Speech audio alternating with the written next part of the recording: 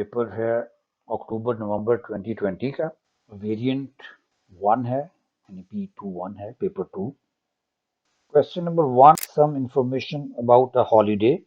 7 night holiday $340 per person है, 80% discount if you book before 31st March. On 15th February, Naseem books this holiday for 2 people. Calculate the total cost of his holiday. 8% discount है if you book before 31st March. तो Feb है before 31st March है.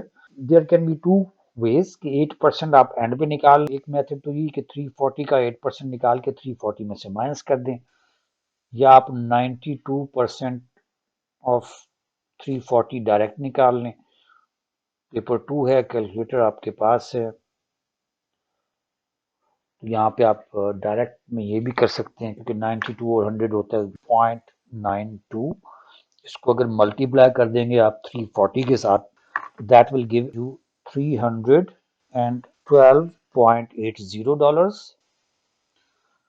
Currency कोई भी हो, 2 decimal place तक लिखिएगा। तो ये 7 नाइट हॉलीडे पर पर्सन है। On 15 February Naseem books this holiday for 2 people. तो हम इसका डबल हो जाएगा, इसको मल्टीप्लाई कर देंगे हम 2 के साथ, तो हमारे पास आंसर आ जाएगा। तो इसको मल्टीप्लाई बाय 2 करेंगे तो आपके पास आ जाएगा 625.60। तो 625.60 सिंपल क्वेश्चन है। उसके बाद Naseem hires a car for his holiday. The total cost is 240.50। This cost includes 15% tax. Includes का मतलब ये हुआ there would be some amount, कुछ तो होगी ना, और उसमें फिर ऐड हुआ 15% टैक्स, तब जाके आपके पास ये 241.50 होगा। तो ये आपके पास जो वैल्यू दी है ये एंड पे है और हमने वापस जाना है, रिवर्स पे जाना है। इसको रिवर्स परसेंटेज कहते हैं। ये सबसे मुश्किल बात होती है इसमें। Most commonly done mistake is कि बच्चे इसका 15% निकाल के माइनस करते हैं। That is the changed value. इसमें 15% ऐड हुआ, उसके बाद ये आई है। तो यहाँ पे 2 मेथड्स हैं, क्विकली मैं बता दूं। If that car is to be hired at 100, rent जो है 100 है, तो उसको पे करना पड़ेगा 115। क्यों 115? क्योंकि 15% उसने टैक्स देना है।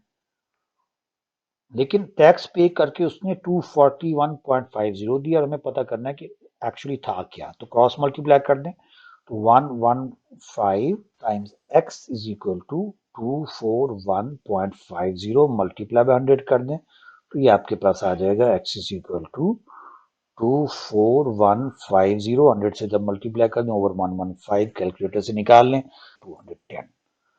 210 जो थी डॉलर्स, उसका $210 हो गया आपके पास।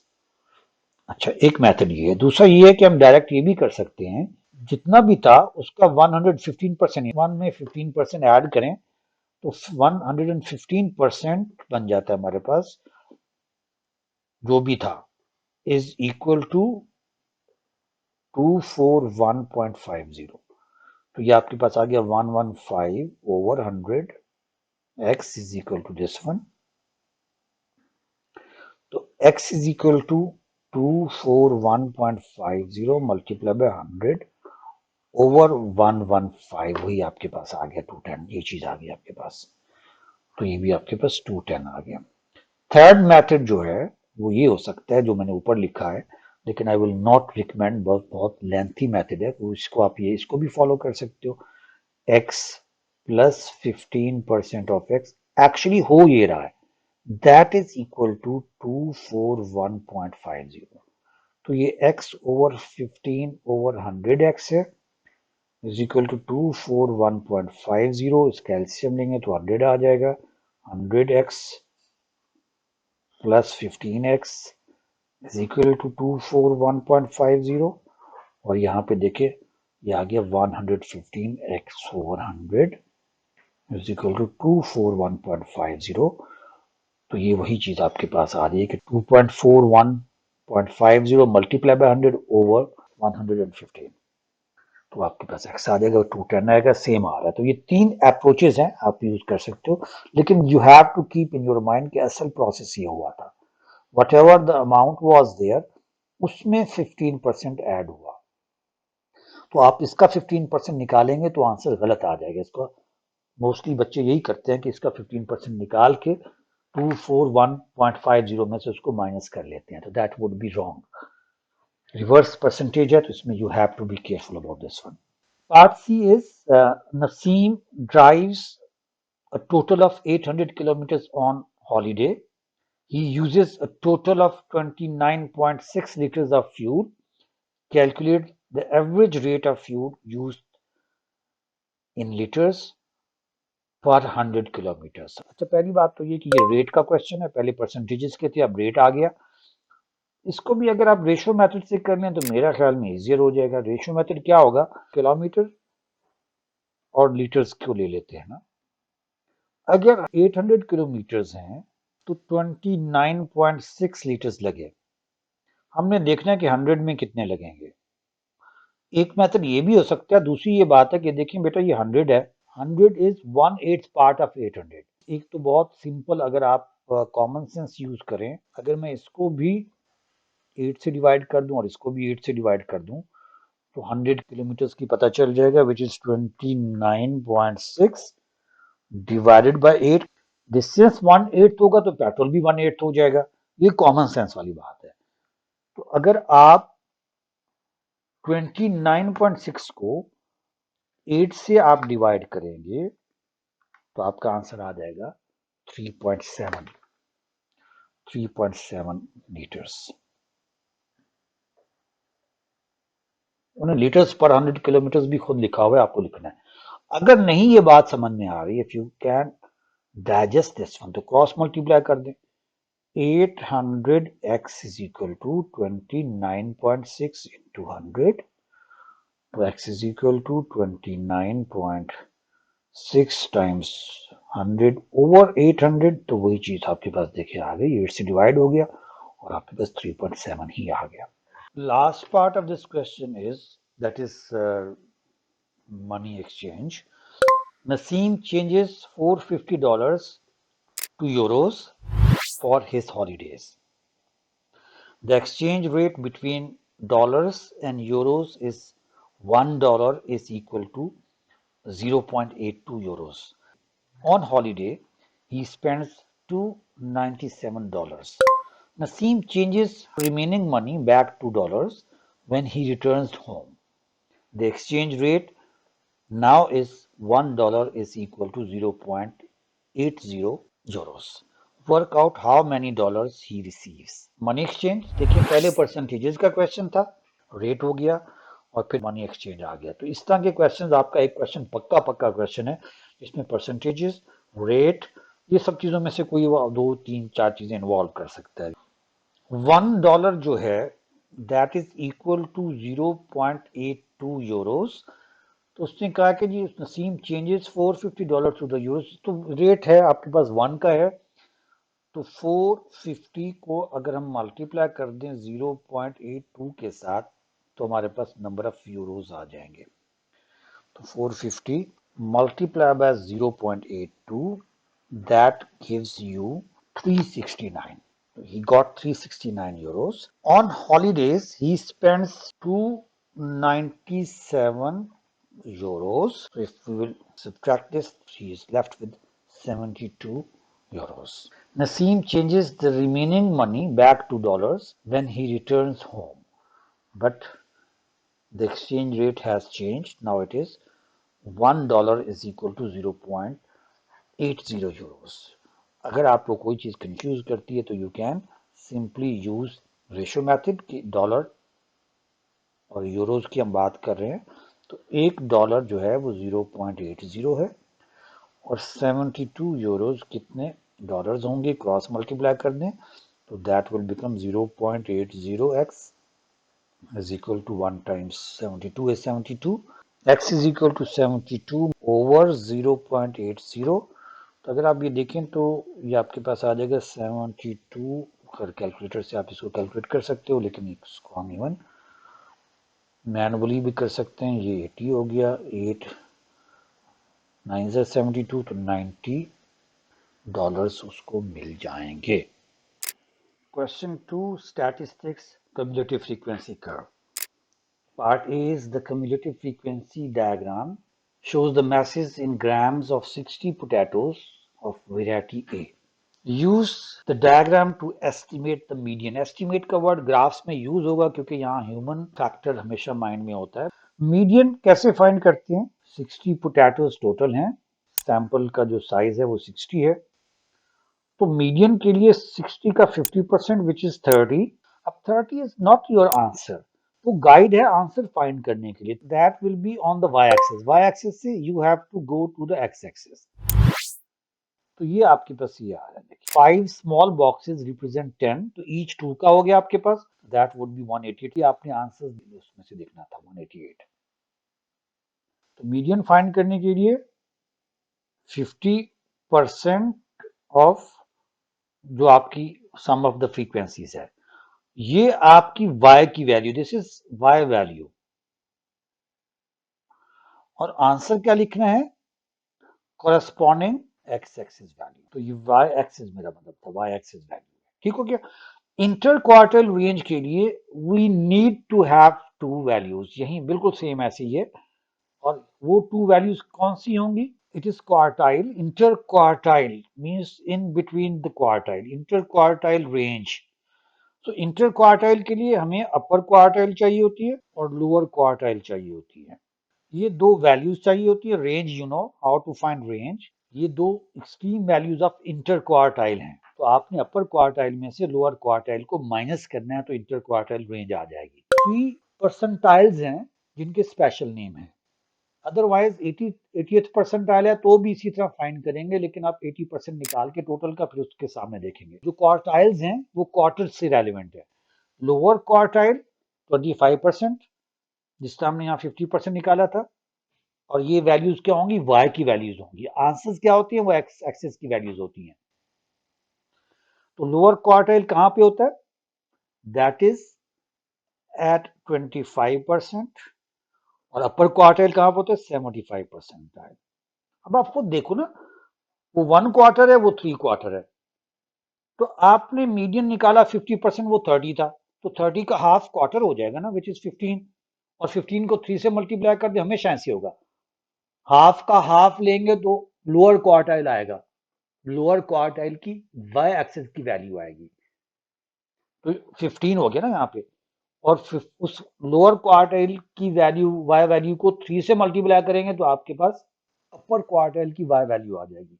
तो 15 आप यहाँ पे देखें, one small box representing 2 units along y axis, तो ये आपके पास 10 सॉरी 12 14 16 18 और 20 है, तो ये 2.5 यहाँ पे आएगा। आपने रूलर को यूज करना है, रूलर यूज करके आप सीधा इधर जाओ ग्राफ तक,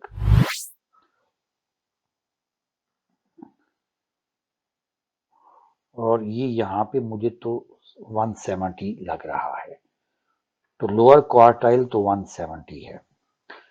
15 3s आर 45, अब सेम वे 45 पे देख लेंगे, 45 40 और 50 के इन बिटवीन होगा। अगेन रूलर यूज कीजिएगा, या आप यूं देख लें कि इसका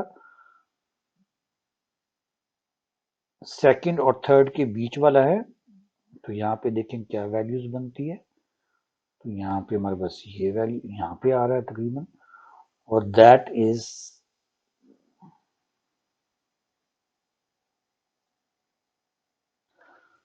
208।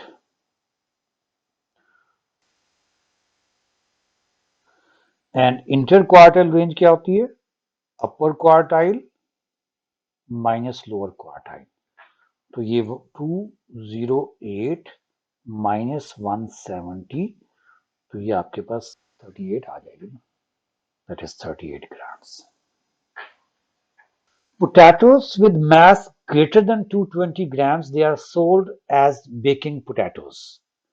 Find the percentage of potatoes that are sold as baking potatoes. अब ये देखें 220 यानी greater masses greater than 220 they are sold. Greater than 220 पे जाएं अगर हम, again we will use the graph. So 220 पे अगर आप जाते हो और वहां से आप लोकेट करते हो तो ये हमें नजर आ रहा है कुछ।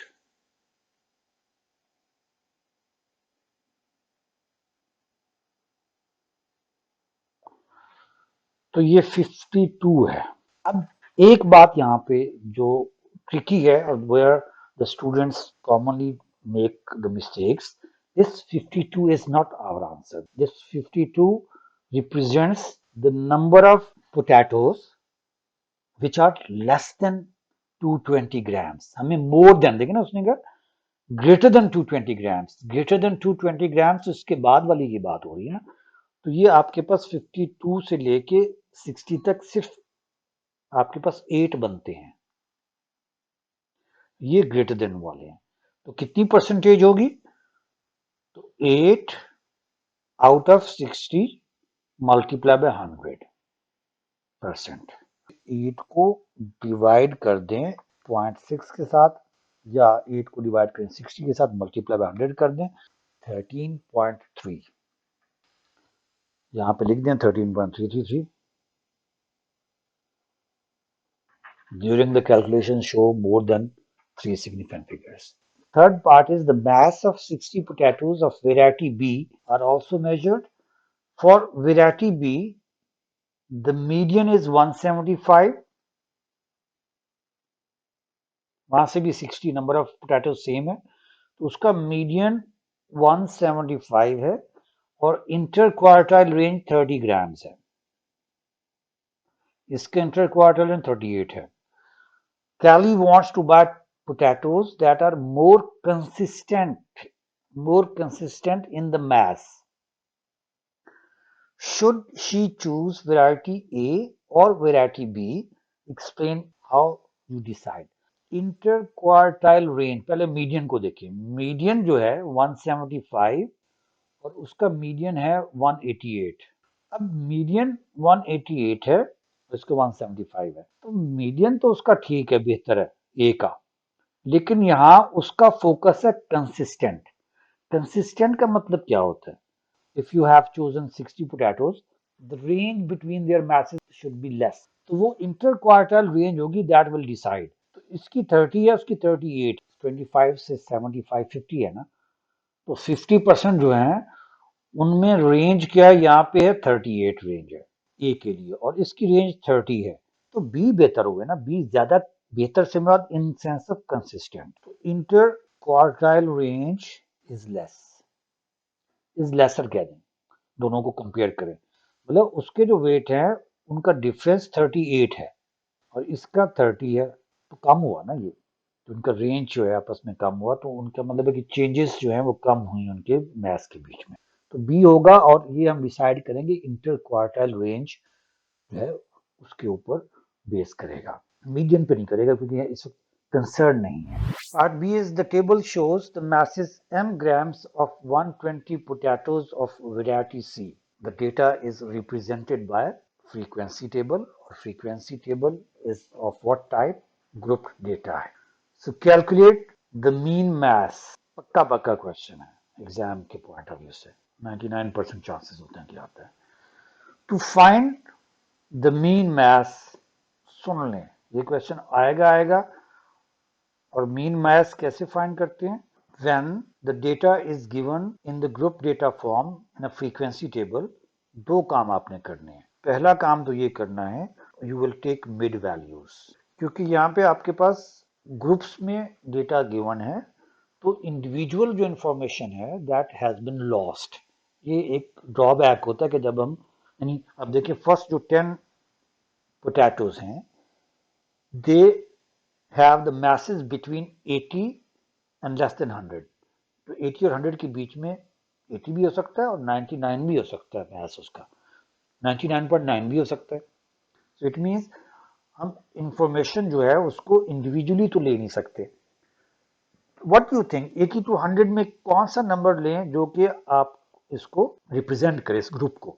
तो ऑब्वियसली इन बिटवीन लेना ना, एक्सट्रीम में तो नहीं जाना ना, neither the largest one nor the smallest one. Largest तो वैसे भी नहीं ले सकते। तो मिड वैल्यूज कैसे फाइंड करेंगे? You will add the boundaries, और ये दिस इज जनरल रूल, अगर आपके पास कोई भी दो नंबर है, उसका बीच वाला नंबर, उसका सेंटर वाला नंबर आपने फाइंड करना है, add them and divide them by 2। और यहाँ पे भी ऐसे ही करना है आपने। तो ये आपके पास 90 आ जाएगा, 80 plus 100 divide by 2, 180 over 2 is 90। और इसी तरह ये आपके पास 220 तो 110 आ जाएगा आपके पास। कॉमन सेंस से भी आप देख सकते हो कि 100 और 120 के बीच में 110 बनता है, बट रूल भी बता दिया कि ऐड देम। जैसे 250 है तो ये 125 हो जाएगा आपके पास। 120 प्लस 130 इज 250, तो 125 हो जाएगा। 130 प्लस 140 270, और 270 डिवाइड बाय 2 क्या होगा आपके पास? इसको डिवाइड कर लो, 135 आ जाएगा आपके पास। और लास्ट 140 to 200 है, तो दिस विल बिकम 340, तो 170 हो जाएगा आपके पास। ये फर्स्ट स्टेप था। और सेकंड स्टेप आपने क्या करना है? सेकंड स्टेप में आप एफ एक्स फाइंड करोगे। एफ एक्स का मतलब you will multiply these numbers जो आपने अभी निकाले हैं mid values, those will be taken as x, take them as x, ये आपके एक्स वैल्यूज हैं, और इनको आपने मल्टीप्लाई करना है एफ के साथ, दिस इज एफ फ्रीक्वेंसीज के साथ। तो 900 आप यहीं शो कर दें, सेपरेट करें, सेपरेट टेबल मत बनाइएगा, यहीं पे वैल्यूज शो कर दें, अपना टाइम वेस्ट मत करें। 110 times 15 is 1650, then 125 multiply by 42, 5250, then 135 multiply by 36, that will be equal to 4860, and then 170 multiply by 17, and that will give you 2890। अब summation of F x means F x के जितने आपके पास answers आए हैं इनको add कर लें। तो कोई बात नहीं, आप इसको सिंपली कैलकुलेटर यूज करें, आप लिखें मत उनको, no need to write them, just simply add them and write the answer. तो 900 plus 1650 plus 5250 plus 4860 plus 2890, and the answer is 15550। ये समेशन ऑफ एफ एक्स है, और आपके पास मीन किसके इक्वल होता है? Summation of F x over summation of F, which is 120 potatoes. या तो आप 10 प्लस 15 प्लस 42 प्लस 36 प्लस 17 करेंगे तो आपके पास 120 ही आएगा, बट जरूरत क्या है? In the statement of the question we have been told the total number of potatoes which are 120. When you will divide this by 120, the answer will be 129.58, 58333 है, तो 58। अगर 3 सिग्निफिकेंट ये भी छोड़ देंगे तो आंसर आपका एक्सेप्टेबल होगा, लेकिन बेहतर ये है कि आप इसको 3 सिग्निफिकेंट फिगर्स में कन्वर्ट कर दें, और 3 सिग्निफिकेंट फिगर्स आपके यहाँ तक बनते हैं, the answer will be 130 grams. During the calculation, show your answer more than 3 significant figures if the answer is not accurate and the level of accuracy is not mentioned. अगर level of accuracy mention है तो उससे level एक at least one level up रखें, वैसे तो recommended है कि 2 और 3 level up रखें जो हमें चाहिए होता है एंड पे। आपका आंसर 3 significant figures में होना चाहिए, इट्स बेटर। अगर नहीं है, इसको more than 3 significant figures जरूर हो, less हुआ तो you will lose the mark. A bag of potato has a mass of 2.5 kg, correct to the nearest 100 grams. Bags of potatoes, they are packed into a box.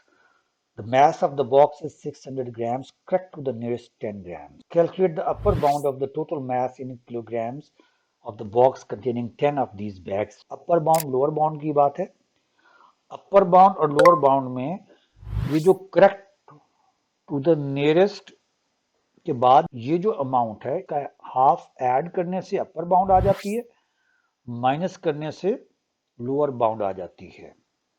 तो यानी अगर आप plus minus 50 grams करेंगे तो आपके पास अपर और lower bound आ जाएगी। हमने किलोग्राम्स में आंसर देना क्वेश्चन की बात है, तो बेहतर है ये कि हम इसको भी किलोग्राम्स में चेंज कर दें। तो ये आपके पास आ जाएगा and you will divide it by 1000 0.05 same this is 10 grams तो 10 ग्राम्स का मतलब क्या हुआ 5 ग्राम्स क्योंकि यहाँ पे हमें अपर बाउंड चाहिए और इस केस में हमने ऐड ही करना है तो ऐड करने के लिए जितनी भी क्वांटिटीज ऐड करते हैं सबकी अपर बाउंड ही चाहिए होती है तो इसलिए हमें लोअर बाउंड की तरफ जाना ही नहीं है तो ऊपर आपके पास जो ये आपके पास है इसकी अपर बाउंड क्या हो जाएगी upper bound of bag 2.55 0.05 add करेंगे तो ये केजी आ जाएगी आपके पास और अपर बाउंड ऑफ बॉक्स 600 में जब आप 5 ऐड करोगे तो 605 ग्राम्स आ जाएगा जो कि आपके पास 0.605 केजी बन जाएगा क्योंकि हमें केजी में आंसर करना है calculate the upper bound of the total mass in kilograms of the box containing 10 of these bags of potatoes. तो 2.55 मल्टीप्लाई बाय 10 करेंगे तो 25.5 केजी आ जाएगा और इसमें ऐड कर देंगे 0.605 तो हमारे पास आ जाएगा 26.105 केजी आ जाएगा तो 26.105 ही आपको लिखना है the thing you have to be careful is 10 bags के निकालने थे तो ये 10 से मल्टीप्लाई करने से पहले आप अपर बाउंड निकालोगे ईच बैग का पहले आपने अपर बाउंड निकालनी है और 10 से बाद में मल्टीप्लाई कीजिएगा ये ना कर लीजिएगा 2.5 को 10 से मल्टीप्लाई करके बाद में उसके ऊपर नहीं दैट विल बिकम रॉन्ग तो पहले आपने जिस चीज का मैथ है उसके ऊपर बाउंड निकाल के फिर जो भी कैलकुलेशंस करनी है जो भी कुछ है उसको आपने कर देना है in the triangle PQR, PR is 7.5 centimeter and QR is 6 centimeter. Using ruler and compasses only, construct triangle PQR. Line PQ has been drawn for you. If you measure this line, this is 8 centimeter. PQ is 8 centimeter. PR is 7.5 centimeter. So we will open the compass equal to 7.5 centimeter.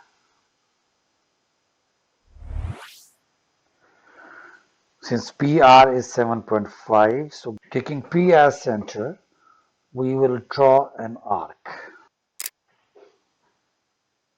And QR is 6 centimeter. QR is 6 centimeter. So now we will take the compass and we'll open it to 6 centimeters.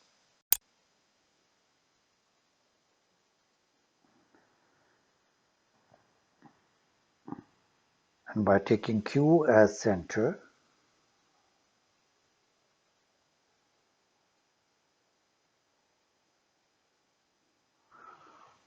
we will draw another arc.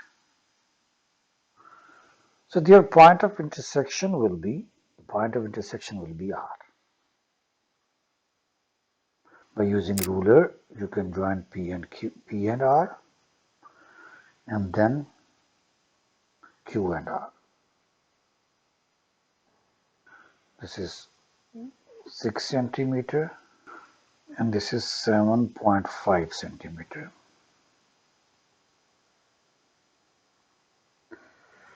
So it will be somewhere 2 across, and this is I have shown the method. Now you will draw a perpendicular. Part 2 is by taking suitable measurements from your triangle, because this is a scale diagram. We can take the values directly from the diagram, calculate the area of PQR.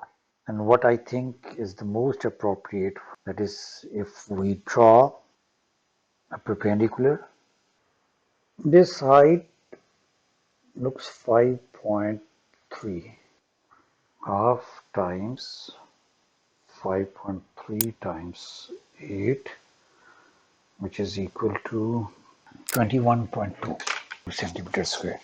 There can be another method. You can use protractor. This angle is 45, and this is the angle between 8 and 7.5. So here you can write 1 over 2 times 8 times 7.5 times sine 45. So which is this is 21.21322.